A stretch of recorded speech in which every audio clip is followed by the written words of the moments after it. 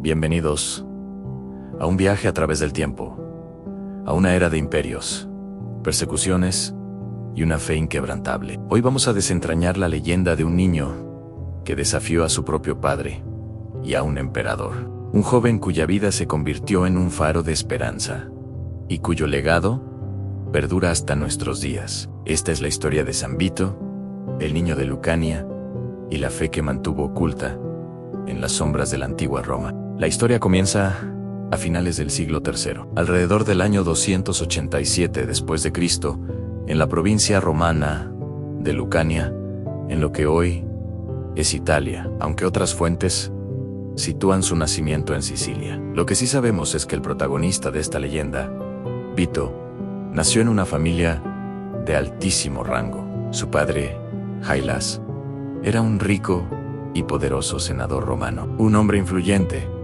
y, por supuesto, un pagano devoto que seguía estrictamente los cultos del imperio. En este entorno, parecía que el destino de Vito estaba sellado. Sin embargo, un giro trágico cambió su vida para siempre. Su madre, que profesaba el cristianismo en secreto, murió poco después de su nacimiento. El pequeño Vito quedó entonces en un mundo de conflictos invisibles, huérfano de madre y bajo la tutela de un padre que despreciaba la fe que ella le había legado. Pero la semilla de la fe ya había sido plantada, y además, desde pequeño, sorprendentemente, ya hacía pequeños milagros a su alrededor. La educación del niño quedó a cargo de dos figuras clave que moldearían su futuro de manera decisiva: su nodriza, Crescencia, y su preceptor, Modesto. Ambos eran cristianos devotos y, actuando en secreto y con un riesgo enorme, decidieron guiar a Vito por el camino de su madre. Lo bautizaron a una edad muy temprana, lejos de la mirada vigilante de Jailas y del imperio. Así, el hijo del senador creció llevando una doble vida. Por fuera, era el niño romano que todos esperaban ver, el heredero de una fortuna y un título. Pero por dentro, en el santuario de su corazón, era un ferviente cristiano, un seguidor de una fe perseguida. Este conflicto interno, esta tensión entre su deber filial y su convicción espiritual, no tardó en estallar. A medida que Vito crecía, su fe se hacía más fuerte, más arraigada, y con la inocencia y su pasión, ya no pudo o no quiso ocultarla. Los primeros roces con su padre, Jailas, fueron inevitables. El senador, al descubrir la fe de su hijo, se sintió traicionado y enfurecido. Intentó por todos los medios, desde súplicas hasta amenazas, obligar al joven Vito a renunciar al cristianismo y volver a los dioses romanos. Jailas veía la fe de su hijo no solo como una afrenta personal, sino como una peligrosa deslealtad al imperio. Pero para Vito, renunciar a su fe era como renunciar a su propia alma. Este enfrentamiento entre padre e hijo marcó el comienzo de un camino de sufrimiento y sacrificio. Un camino que llevaría a Vito, mucho tiempo después, a convertirse en el patrón de los mártires de la danza. Un título que exploraremos más adelante. La fe de Vito no era solo una creencia silenciosa. Pronto comenzó a manifestarse en actos extraordinarios que desafiaban toda lógica. Desde su juventud, se le atribuyeron los primeros milagros, eventos que cimentaron su reputación y a la vez sellaron su destino. El más famoso de estos milagros, y el que forjaría gran parte de su leyenda, involucra al hijo de un alto funcionario romano. Algunas versiones dicen que era el hijo del gobernador Valeriano. Otras, más audaces, lo vinculan incluso al mismísimo emperador Diocleciano. Este niño, independientemente de su parentesco, sufría una enfermedad misteriosa y terrible. Los textos antiguos describen síntomas que hoy podríamos identificar con epilepsia o convulsiones severas, movimientos incontrolables, espasmos, lo que en esa época se conocía popularmente como el baile de San Vito. Desesperados, sus padres buscaron una cura en todas partes, sin éxito. Fue entonces cuando oyeron hablar del joven Vito y de su extraña capacidad para sanar. Se dice que Vito no solo intentó curar al niño, sino que vio en ello una oportunidad para mostrar el poder de su Dios y convertirlo. Aunque su intento de conversión fracasó, la sanación fue un éxito rotundo. Ante los ojos atónitos de todos,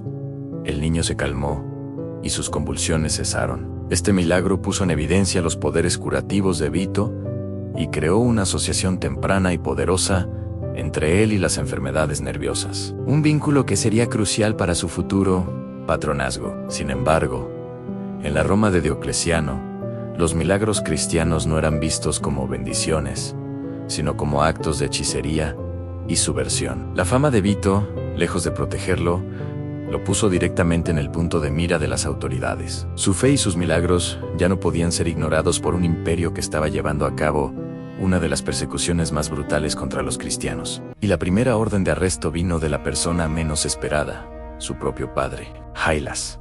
Incapaz de doblegar la voluntad de su hijo, decidió entregarlo a las autoridades, quizás con la esperanza de que la dura realidad de la prisión lo hiciera entrar en razón. Vito fue arrestado y encarcelado. Algunas leyendas narran que pasó hasta 7 años en prisión, un tiempo que terminó por fortalecer aún más su espíritu. Aprovechó su confinamiento para seguir predicando su fe a otros prisioneros, convirtiendo su celda en un púlpito improvisado. Pero el destino tenía otros planes para él. La historia cuenta que una noche, él y sus amados tutores, Modesto y Crescencia, que habían sido arrestados con él, fueron liberados de forma milagrosa. La leyenda atribuye esta fuga a una intervención angelical, un ángel que abrió las puertas de la prisión y los guió hacia la libertad. Tras esta fuga milagrosa, Vito, Modesto y Crescencia huyeron de Sicilia y se dirigieron a la región de Lucania, el lugar de nacimiento de Vito. El objetivo era escapar de la incesante y cruel persecución cristiana desatada por el emperador Diocleciano. Sin embargo, este viaje no era una huida hacia la seguridad, sino el inicio del capítulo final y más doloroso de su vida, el camino hacia su martirio definitivo. Al llegar, la pequeña comunidad de fugitivos no encontró la paz que anhelaba. La fama de Vito lo había precedido. Las noticias de sus milagros y su fe inquebrantable se habían extendido como un reguero de pólvora, llegando a oídos del propio emperador Diocleciano. El emperador, conocido por su odio visceral hacia los cristianos, vio en Vito una amenaza directa a la autoridad y a la religión del Estado. Diocleciano ordenó personalmente la captura de Vito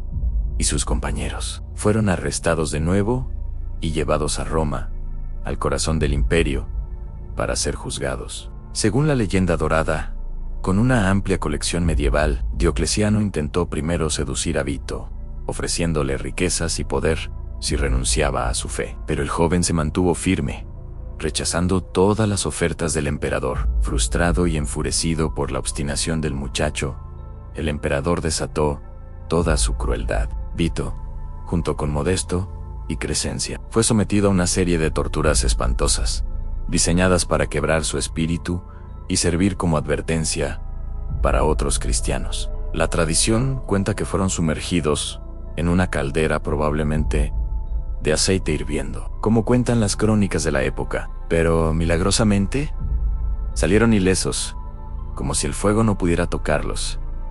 ¿Qué tanto es manipulación? ¿Cierto o mentira? Es difícil saberlo. Todo depende de tu fe, tu forma de pensar y tu perspectiva. Pero lo cierto es que esto lo cuentan las crónicas documentadas de aquella época, por más difícil de creer que parezca. Luego, fueron arrojados a los leones en el Coliseo.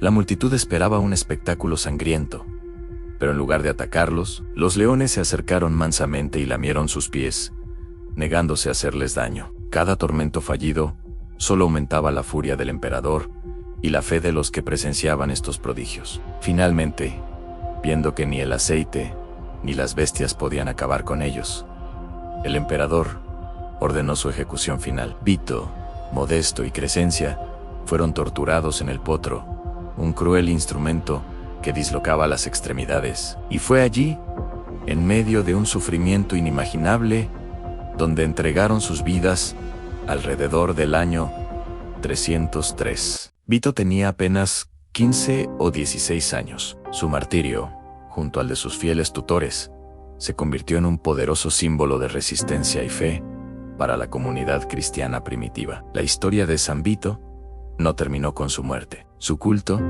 se extendió rápidamente por toda Europa. En la Edad Media, se convirtió en uno de los 14 santos auxiliadores, un grupo de santos cuya intercesión se consideraba particularmente efectiva contra diversas enfermedades y calamidades. Y aquí es donde su historia cierra el círculo, debido a la curación del niño con convulsiones y, según algunas leyendas, porque durante su tortura en la caldera parecía danzar. Fue invocado como el santo patrón contra la epilepsia, los trastornos nerviosos y una enfermedad conocida como el baile de San Vito. Enfermedad caracterizada por movimientos involuntarios y espasmódicos, que hacía que los enfermos parecieran estar bailando sin control. La gente creía que rezarle a San Vito podía curar esta aflicción. Las catedrales dedicadas a él, como la majestuosa Catedral de San Vito en Praga, se convirtieron en centros de peregrinación. La leyenda de San Vito es una historia de contrastes. Un niño noble que eligió la fe sobre la fortuna, un hijo que desafió a su padre por sus creencias, y un joven mártir cuyo sufrimiento dio origen a un culto de sanación y esperanza. Su vida nos recuerda que la verdadera fuerza no reside en el poder o la riqueza, sino en la convicción inquebrantable del espíritu humano. Si te ha gustado el video, no olvides darle a me gusta, comentar, compartir y suscribirte para no perderte nada. Enciende tu vela, ponte cómodo y disfruta de nuestras historias increíbles. Hasta la próxima.